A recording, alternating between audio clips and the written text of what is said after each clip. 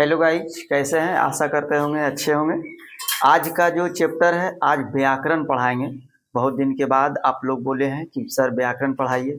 व्याकरण से क्वेश्चन करीब करीब अधिकांश परीक्षा में आता है, यहाँ तक कि कंपटीशन की भी परीक्षा में आता है। बिहार पुलिस फोर्स विभाग के जितना है उतना, इसके बाद 10वां में, इंटर में, नहीं 9 8 सब क्लास में आता है व्याकरण। और व्याकरण जो है बेसिक से बताएंगे। आज हम संज्ञा के बारे में चर्चा करेंगे कि संज्ञा किसे कहते हैं। आज के बाद कभी जिंदगी में आप नहीं भुलाइएगा कि संज्ञा किसे कहते हैं और संज्ञा के कौन कौन भेद हैं। सबसे पहले हम चर्चा करेंगे कि कभी कभी तो पूछ दिया जाता है कि आपके पिताजी का संज्ञा क्या है। किसी पर बरतुहार आल रहता है, पूछ देता है कि आपके पिताजी का संज्ञा क्या है। नहीं, तो संज्ञा के मतलब होता है नाम। पिताजी का नाम क्या है? नहीं, आपके पिताजी का संज्ञा क्या है, इसका मतलब पिताजी का नाम क्या है। तो संज्ञा किसे कहते हैं? तो देखिए यहाँ पे लिख दिए हैं, किसी व्यक्ति, वस्तु, स्थान आदि के नाम को संज्ञा कहते हैं। दुनिया में जितना वस्तु है अगर किसी के नाम है तो संज्ञा है। जैसे पंखा है, क्या है? कलम, ये भी संज्ञा है। ये क्या है? बोर्ड है, ये भी संज्ञा है। क्या है? तिरंगा है, ये भी नाम है, ये भी संज्ञा है। मतलब जितना चीज का नामकरण किया गया सब क्या है? संज्ञा। जितना चीज संज्ञा के 5 भागों में बांटा गया है।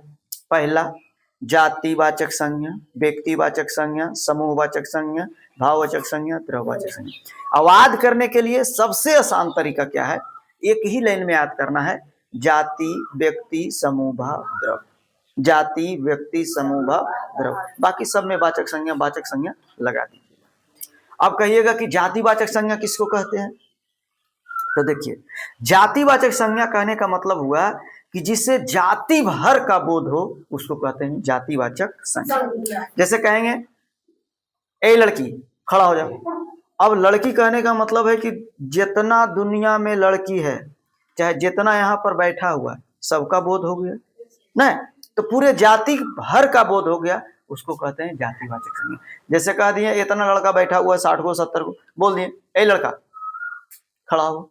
अब सब लड़का कान फर कैले है कि पता नहीं किसको कहें। नहीं, अगर किसी खास के नाम बोल देंगे, मंजित खड़ा हो, इसका मतलब पर्सनल बोल दिए। नहीं, तो जब पर्सनल चल जाता है तो कहलाता है व्यक्तिवाचक संज्ञा। और जातिवाचक में पूरे जाति भर का बोध होता है, उसको कहते हैं जातिवाचक संज्ञा। तो जातिवाचक समझ में आ गया? नहीं, जैसे लड़की कहे तो जितना दुनिया में सब, नदी कहे तो नदी जितना है दुनिया में सब, गंगा है, यमुना है, सरस्वती है, गोदावरी है, ना ब्रह्मपुत्रा है, बहुत सारा है। खाली नदी कहेंगे तो जितना नदी है सबके चर्चा हो जाएगा। लेकिन किसी खास के बोलेंगे गंगा, तो गंगा किसी खास के नाम है कि नहीं, तो वो हो गया कुछ व्यक्तिवाचक संज्ञा। जाति मतलब पूरे जाति भर का बोध। नदी कहेंगे तो पूरे जाति भर का बोध। कलम, तो कलम ढेर सारा है। अब इसमें कहेंगे लाल कलम, ब्लू कलम, ब्लैक कलम, नहीं मैंने ब्लैक पेन, रेड पेन, इस टाइप से यदि हम बताएंगे, किसी को खास के नाम बताएंगे तो व्यक्तिवाचक संज्ञा। अगला है समूहवाचक संज्ञा। समूह के मतलब क्या होता है? तुम लोग जो बैठे हुए हो क्या है? एक तरह के समूह है। समूह के मतलब होता है दो या दो से ज्यादा को कहते हैं समूह। ऐसे 10 गो, 20 गो, 25 गो, 50 गो, 100 गो, ये बैठा जब रहता है नहीं तो उसको बोलते हैं समूह। समूह के मतलब 2 या 2 से अधिक के संख्या होता है। जैसे कहने का मतलब है चाबी का गुच्छा, तो चाबी के गुच्छा में रहेगा 5 चाबी रह सकता है, 4 रह सकता है, 10 रह सकता है, 20 रह सकता है ना। तो पूरे गुच्छा भर का चर्चा करेंगे तब हो जाएगा समूहवाचक संज्ञा।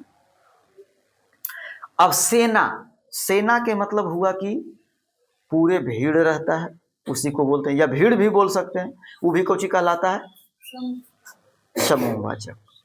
अंगूर का गुच्छा, अंगूर का गुच्छा समझ रहा है? गुच्छा जैसी चर्चा किए तो इसका मतलब ढेर सारा होगा। नहीं, मेला, मेला कई आदमी से लगता है, बहुत सारा नहीं, ये क्या है? समूह बना हुआ है, उसी को बोलते हैं समूहवाचक। अगला है द्रव्यवाचक। द्रव्यवाचक के मतलब हुआ कि जिसको नापा या तौला जा सके, उसको बोलते हैं समूहवाचक। द्रव्यवाचक, द्रव्यवाचक ना जी, जिसको नापा या तौला जा सके उसको बोलते हैं द्रव्यवाचक। जैसे दूध या तो नापते होंगे या तो तौलते होंगे, गेहूं या तो नापते होंगे या तो, चावल, आप चावल जब खाना बनाते हैं घर में, बनाते हैं कि पकाते हैं? पकाते हैं, क्योंकि खाना बनाने का पावर सिर्फ पेड़ पौधा को है। हम लोग क्या करते हैं, उसको पकाते हैं, लेकिन अधिकांश क्या बोलता है, हम खाना बनाते हैं। बनाते नहीं, बनाने का पावर हम लोग को नहीं है, पेड़ पौधा के बनाने का पावर है। हम लोग को पावर है पकाने का, हम लोग खाना पकाते हैं। जैसे चावल को हम लोग जब पकाते हैं तो क्या करते हैं, उसको नापते हैं, क्या 4 गिलसा, 4 किलो, 4 केजी, इस टाइप से नहीं, तो क्या है, द्रववाचक संज्ञा। जिसको नाप या तौल सकते हैं उसको द्रववाचक संज्ञा। जैसे पानी, ऐसा तो नहीं कहते कि लाओ तो दू पानी पीवे, दू पानी ओकरा दे दें, क्या कहते हैं, 1 गिलास, 1 लोटा, 1 बाल्टी, नहीं। तो नापने वाले को, तौलने वाले को द्रववाचक संज्ञा करें। जैसे दूध हो गया, घी हो गया, नहीं, ये सब समूह हो गया, द्रव हो गया, जाति हो गया, व्यक्ति हो गया। अब आ गया भाववाचक। भाववाचक किसको कहेंगे, जब किसी व्यक्ति के गुण धर्म का चर्चा हो, नहीं।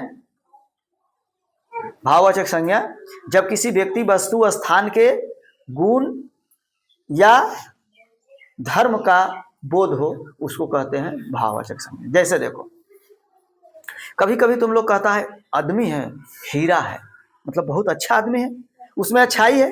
कोई आदमी कहता है बहुत खराब आदमी है, इसका मतलब क्या है, उसमें बुराई है, अच्छाई है, बुराई है, सच्चाई है, नहीं। मिठास, रसगुल्ला के स्वाद कैसा होता है, ये क्या है, एक प्रकार का उसका विशेषता, नहीं।